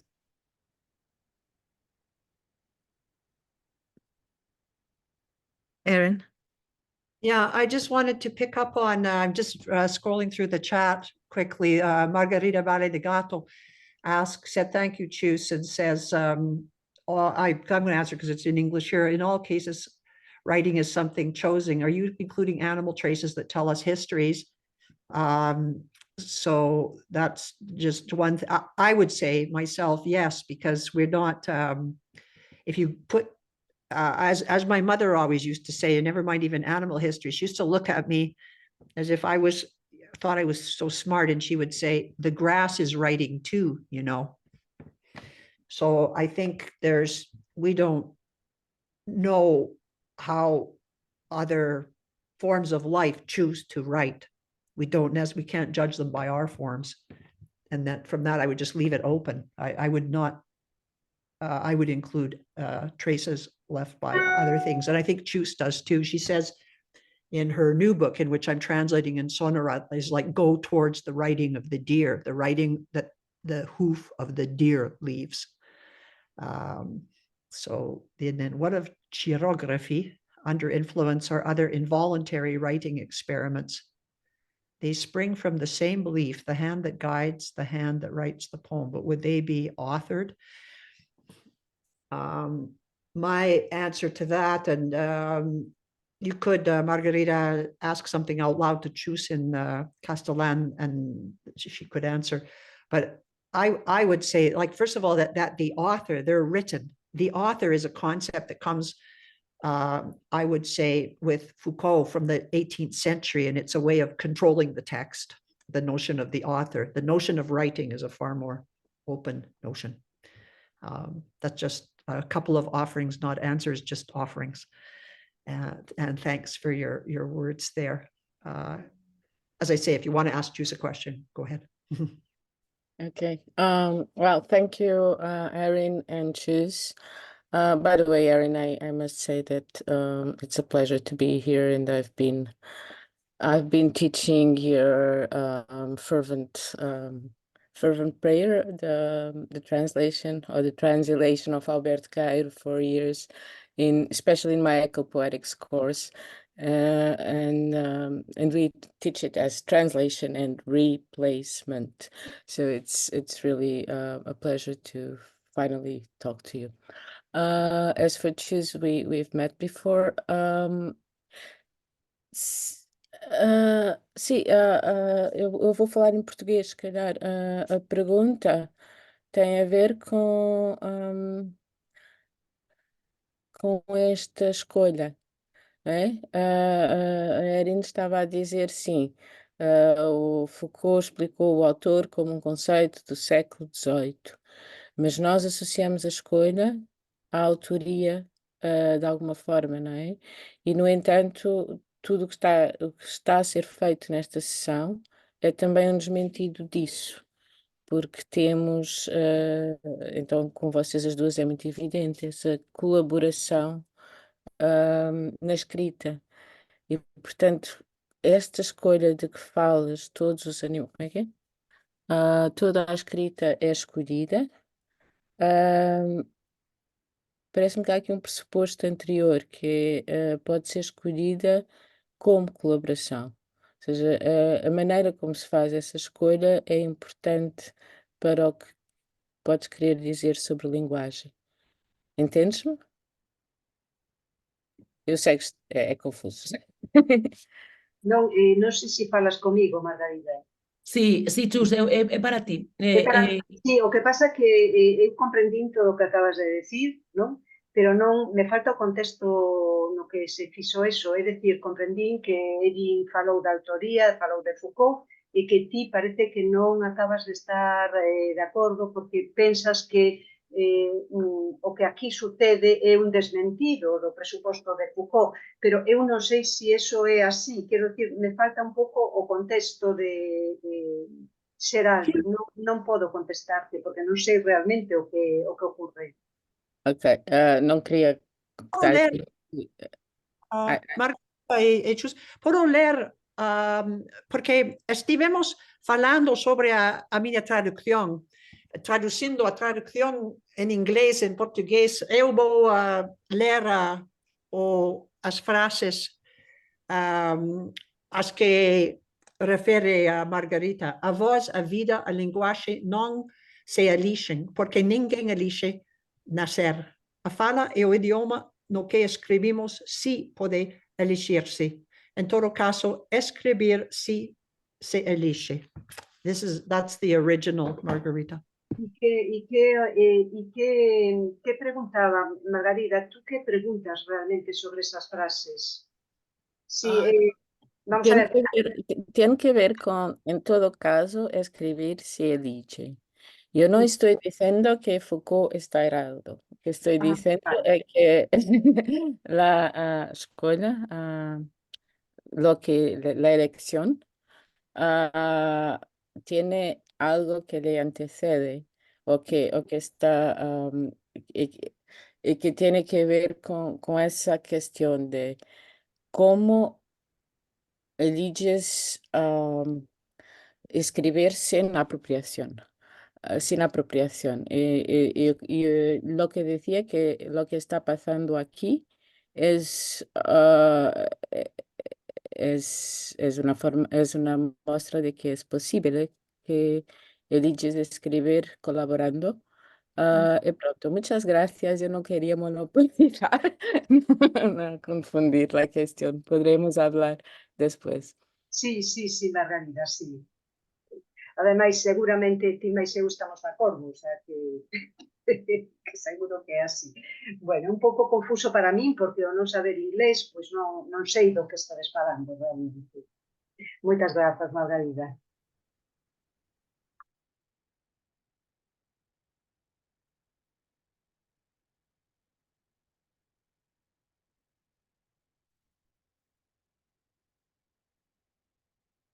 Thank you. And there's something that Safa wrote in Spanish. Is it a question, or I think it's more? It starts with gracias, so it will be thanking.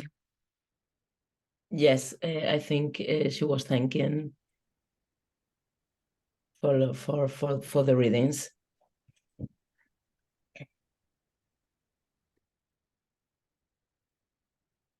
Well, thanks, Safa, and thanks for writing in Spanish.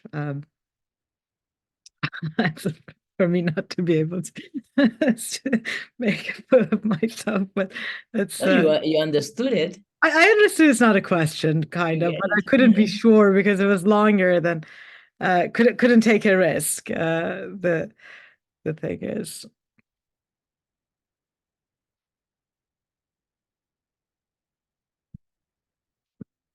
Do we have any comments, explanations, something about translation? Maybe.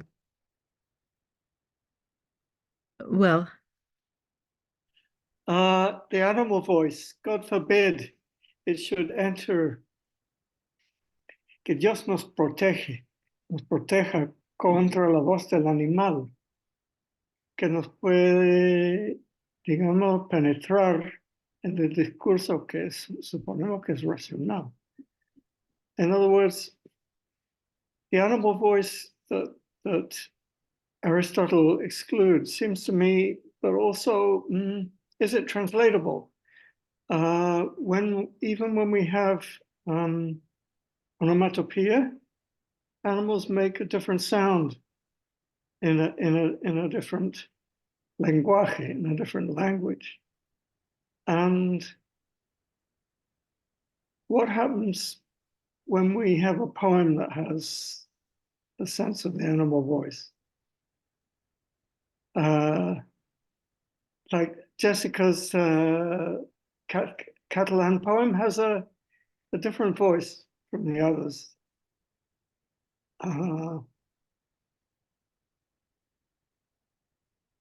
Is that actually in the animal area?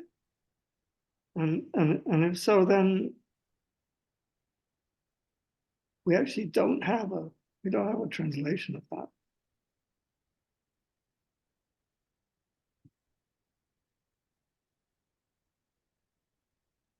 I'm not advocating the untranslatable, but I'm saying that I think the animal voice has no equivalent across languages, or it does have an equivalent, but it doesn't have an exactitude. I think Ghazal knows well about that because she can translate, you know, things which are completely kind of unintelligible. So perhaps, you know, she could say something about it. Right. Well, yes, with kind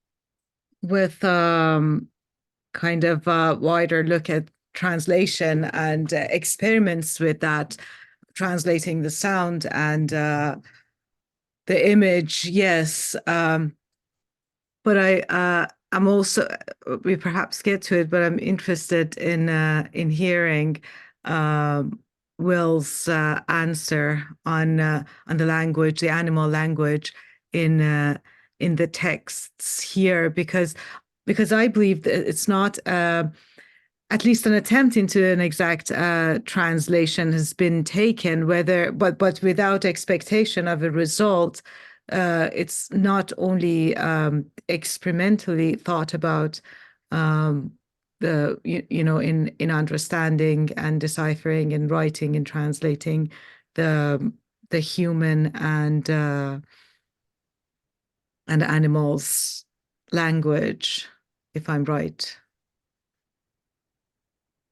I just wanted to add something else. I wanted to thank you really for this beautiful reading because I received a gift, you know, it's like there was a gift of poem really, like, you know, these poems were addressed to very profound subjects, and I lived a little bit in Mexico and I'm very familiar with the Spanish language, and it was just like the best thing that ever happened to me for the past few days is just to listen to you, basically, because it just I was transported totally into a world which I just realized I miss so much. Thank you so much. It's grateful to have you here, Safa, joining us.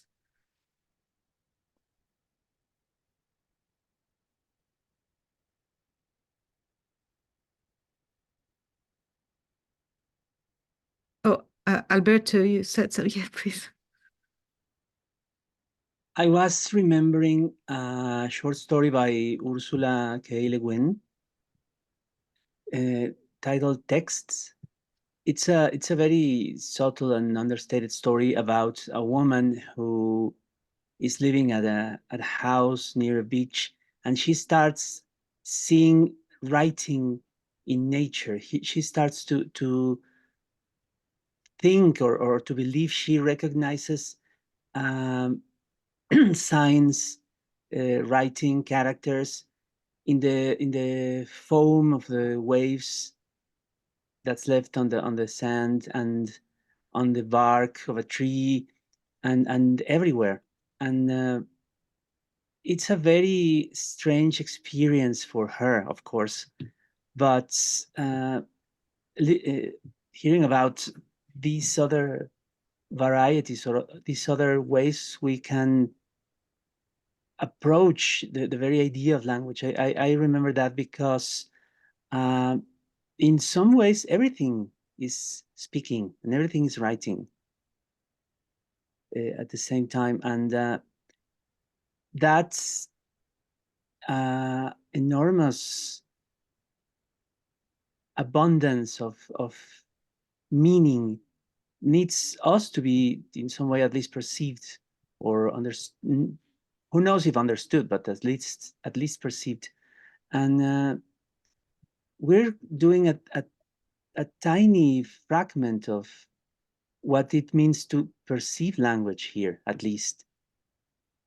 So I think that's at least an additional insight about all of this. I do recommend that short story for everyone. Well, you're right, exactly in the middle of the Derridian and the deconstruction enterprise, because the whole thing is about that, between voice and writing, which is what and which is first. This is entirely all the deconstruction enterprise is based on that. Although Harry I'd love- does consider animal voices. I'd love to join in on Trace whatsoever, even if it's an animal trace, it's a trace, and the trace is a writing. Any trace whatsoever is a writing. If I could just say one thing to support what Alberto's saying, I like just, and then I'll shut up. I liked what Alberto was saying, that our human grasp of language is very small compared to what is going on there. And so to try to put these other kinds of writing, of speech into our terms is to actually, it's like looking through the wrong end of a telescope. You know, it's we aren't actually, I don't think we're actually seeing very much. And I take this, I try to link writing in my own practice is linked with my ability to be outside, that I learned from my and see a world that, like as Chus shares, without hierarchy, that I learned from my peasant mother. So I don't know. Yeah, if we try only to put it in those human terms, we make it small. Is all. I just support what Alberto was saying. I wonder if I could add something, an observation about this evening. I enjoyed the readings so much, but two different axes, if you like, seem to be working. One is the alphabet itself, which moves from human community to human community, that changes and is human made. And another is the use of countdown and number and mathematics at an arithmetical level, the way that Alberto used it.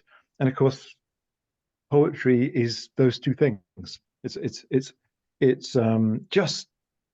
just putting a toe into mathematics. Very, very simple mathematics poetry, by and large. And also wielding this very strange mercurial thing called language, which is still quite small as far as we know. And it seemed to me that those two axes were really operating today, and fascinatingly so. But mathematics, a scientific understanding of bigger languages, and also the non language of, say, people who are mute, people who are characterized as having severe educational needs and don't speak or write, but who dance in some particular way. That is another type of inscription in the air and through time. And these things don't have a critical language or a critical mapping across space. In a funny sort of, and this is probably a little bit kind of simplistic, in a funny sort of way, is there isn't a poetry and theatre discourse for popular music. Those things are seen as very, very separate, but in actual fact, they're very, very close.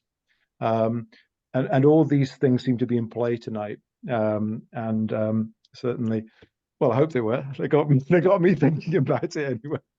So just, I suppose it's by and large a thank you for this evening. It certainly restored various things for me.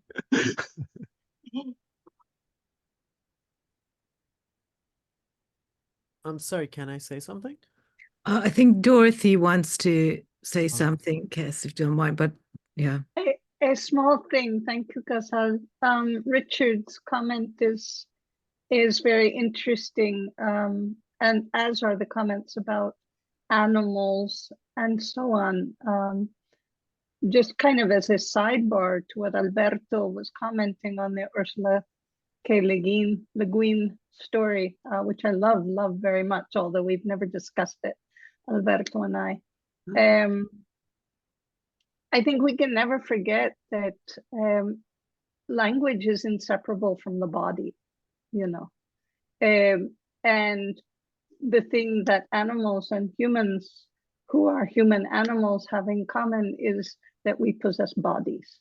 And as we speak our words, which is, by the way, as a return thank you to the audience at today's event, it is such a joy to speak our work to you, because without not just the sound and not just the text and not just the order that we impose on the world through a text, but also the experience of breathing the text and acting the text and living the text, which is all part of language, as performance art is a language, or as dance is a language, I think is not to be underestimated.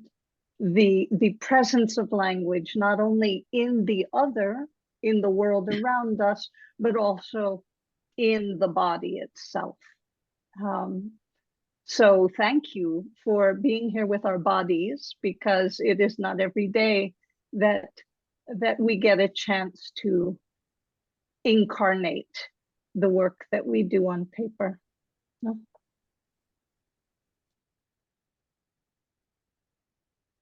Yeah, if I may,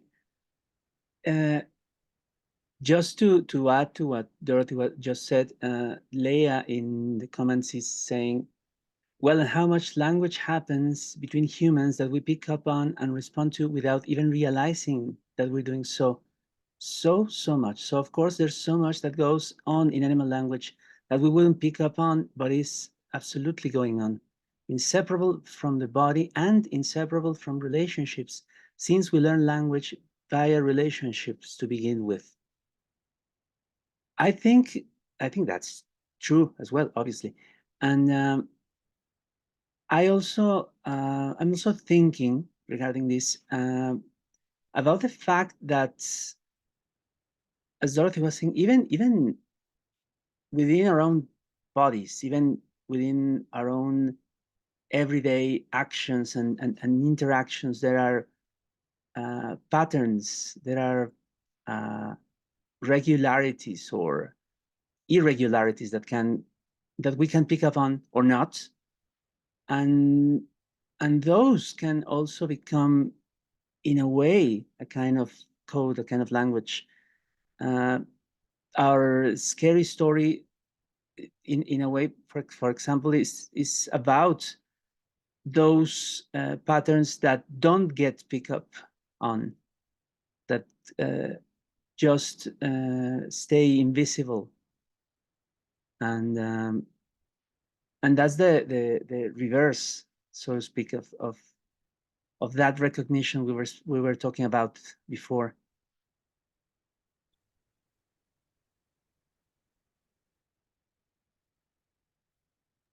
Absolutely. And because right now we are over 2 hours, but of course we can as long as you want. I think Kes wanted to say something, and then we can maybe say goodbye.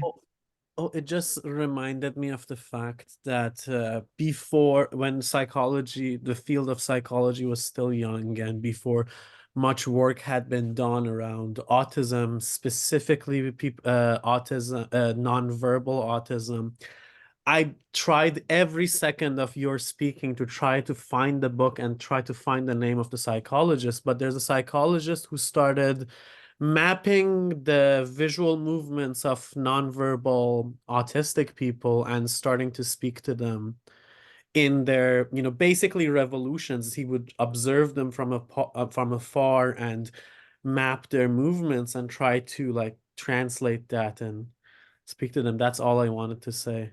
Thank you, everyone. Thank you. It's great to see and hear all of you here.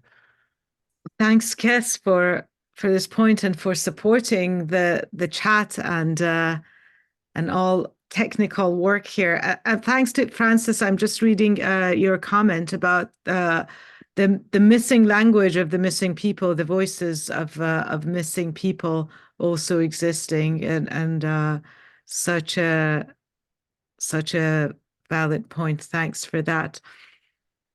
If you have any other comments, we are here to listen and to answer, and otherwise from myself and Oriana, I thank everyone, all of our readers, Alberto, Chimal, Dorothy, Snyder, Jessica, Pujol, Duran.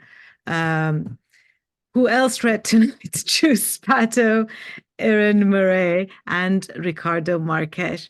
Thanks for reading and thanks for coming tonight.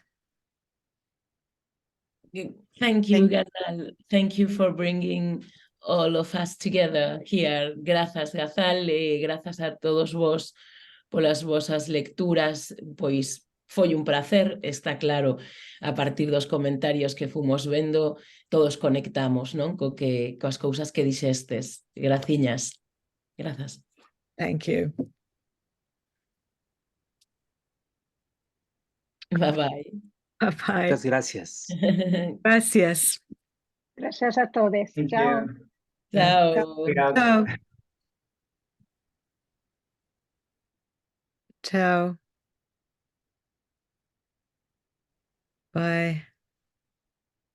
Jessica, what happened? Still something. Oh, okay. I'm gonna wait. Oh, I have to stop recording.